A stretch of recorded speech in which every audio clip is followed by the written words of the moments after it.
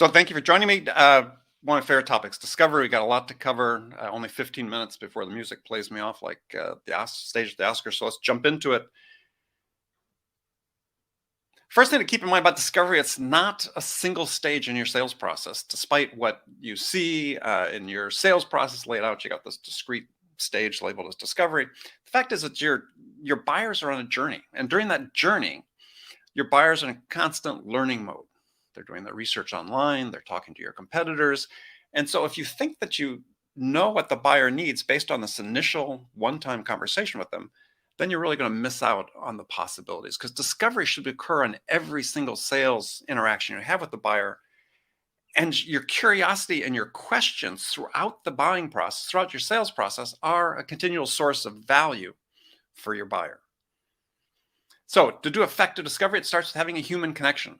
You can't just jump into a full-fledged interrogation of a buyer when you first meet them, because they don't know you. They don't know if you have credibility. They don't have trust in you yet. And so you have to invest a little bit of time to build this connection, because this connection answers a question for buyers. Why should they invest their time with you? Why shouldn't they invest their time to answer your questions? And this is a judgment that every buyer makes about every seller when they first start interacting. Why you? And so in essence, what you're doing with the buyer through this human connection is they're giving you permission to stick your nose into their business, right? Because they're going to open up, they're going to provide proprietary information they might not disclose otherwise to people that they don't feel some sort of connection with, that they don't feel some level of trust with. So you need to establish that human connection before you can do an effective job of discovery. And we don't, if I analyze deals, causes lost deals, I can oftentimes pinpoint the point that was lost starting at discovery. So I want to tell you about what you're trying to discover, what the real goal of discovery is. But to do that, I want to take a step back and say, okay, give you a context to think about it in terms of what is selling. Because I like to take these complex topics and simplify them for you. And for me, selling is nothing more than listening to understand what's the most important thing for the buyer, and then helping them get that. I mean, that's our job as sellers. Our job as sellers is to understand what's the most important thing to the buyer. What's the most important problem, challenge, pain point they have to resolve? What's the most important outcome they want to achieve? And then help them get that. So if that's fundamentally the mindset you need to have as a seller, then your goal of discovery really boils down to three things. One is, yes, you want to understand what's the most important thing for the buyer. But then the next level down is you want to understand who it is most important to. And then thirdly is you have to understand why it is most important to that person or persons. Now, we all see the data every year. It seems like the number of stakeholders involved in every decision or members of the buying committee seem to expand. But it doesn't mean they're all equal. And I don't mean by title. I mean by their influence on the process. There are dominant personalities that have outsized influence on the choices and trade-offs and decisions your buyers make. You need to understand who those people are. Then you need to have conversations with them, understand why this most important thing is important to them. There's this myth of consensus decision-making. And no, there's still individuals that are more important than others. You need to find out who they are. Now, discovery requires a different mindset than most sellers have. Most sellers sort of look at discovery as sort of a journey to a fixed destination. We're going to go from point A to point B. And in that case, discovery really becomes sort of like a survey, right? I've got the set list of questions. I'm going to ask these questions of my buyers. And in that case, you're really no different than like a survey taker you cross in the street, or somebody standing in front of the grocery store. Hey, sir, do you have 5 minutes to answer a few questions? That's not really helping the buyer, right? Because what you're missing when you do that is you're missing the opportunity to explore possibilities. Discovery is much about gathering information. It's as much about, or excuse me, not only about gathering information, it's as much about exploring possibilities. Through the questions you ask and through your curiosity, you have occasion to cause the buyer to think more deeply and more broadly about the challenges or the problems they're trying to solve, as well as to think more deeply and more broadly about the outcomes they can achieve. So you don't want to stay on the beaten path. right? That you do time after time, assuming you sort of know what the answer is going to be before you even ask them. You need to explore off the beaten path. And I love this quote from Clayton Christensen, famous business author, unfortunately passed away last year. And he said, questions are places in your mind where answers fit. If you haven't asked the question, then the answer has nowhere to go. So you need to think about that. As you have to make room for answers and new information by asking questions. So one of the ways to do that, when you have this exploration mindset, is to take some risks, right? Exploration itself is a risk.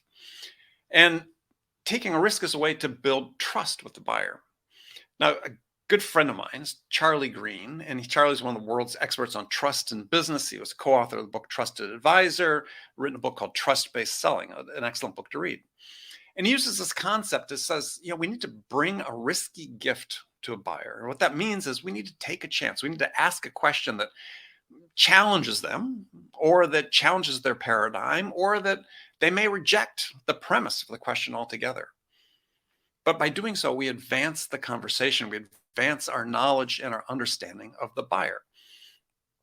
And so one great question, when you're doing your preparation for a discovery call or a discovery interaction of any sort, you've researched the company on the website, you've looked at the LinkedIn profiles of people you're talking to, you've gone to review sites, if they're a public company, you've read public filings. And then what you need to do is you need to come up with a question that becomes this trigger for further exploration. And that is, you're going to ask the buyer a question that they should know the answer to, but don't. Call this an exploration question. And this is not a gotcha question. What you can do is you're going to talk to your product people, your success teams, your marketing people with deep understanding of how your current customers are using your product. And invariably, what you find out is there are uses of your product or your services that weren't anticipated by the customers when they purchased the product. Once they got in and got familiar with it, there was something else that was driving. They saw something else they could do. You want to know what those things are. And those form the basis of the questions you ask the buyer in terms of, well, hey, in your business, what do you do about XYZ? And they may not have a ready answer. What it does, it causes them to stop and think. And they think about a couple things. One is they think, wow, the person asking the question has some insights that we haven't experienced with other sellers. So there's a bit of differentiation. They think you have some acumen and some value to add to the process they're going through. So take a risk.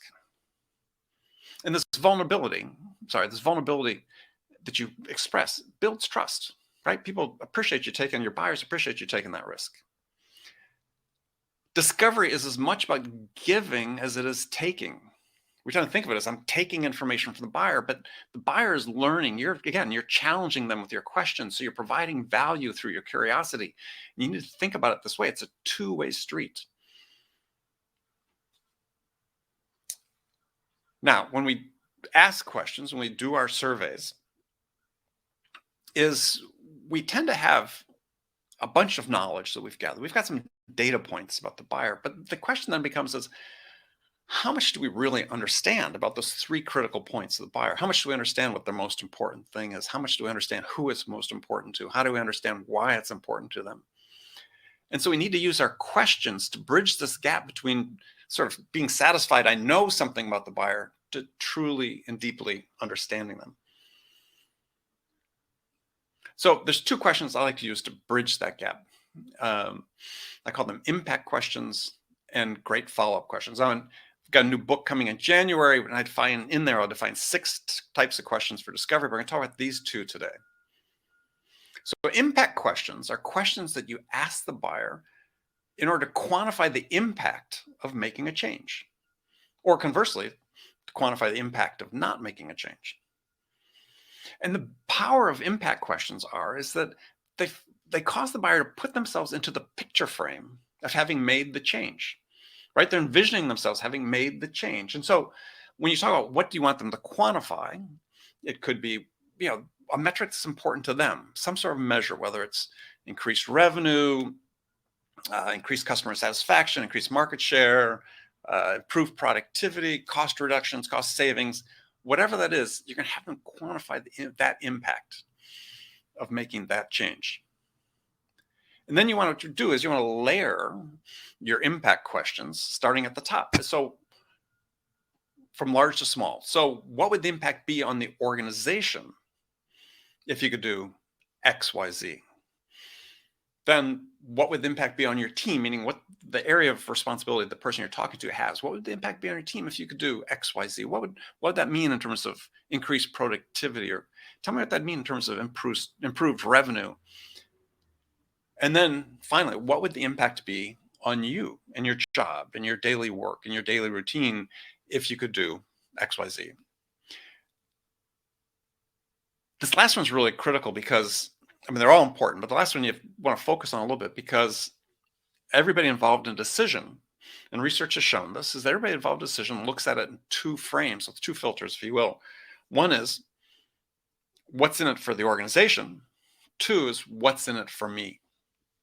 And so as a seller, you really need to understand for all those people that are sort of these dominant personalities, these dominant people driving the choices and trade-offs being made by your buyer, you need to understand their perception of what this decision would mean for the organization and their perception about what it would mean for them personally, because that will influence how you continue to interact with them, the conversations you need to have with them, the value you need to provide to them.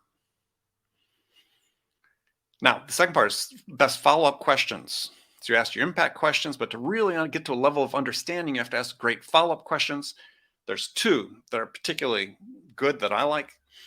First one is from my friend Michael Bungay Stanier, wrote the book, The Coaching Habit. He calls it the AWE question.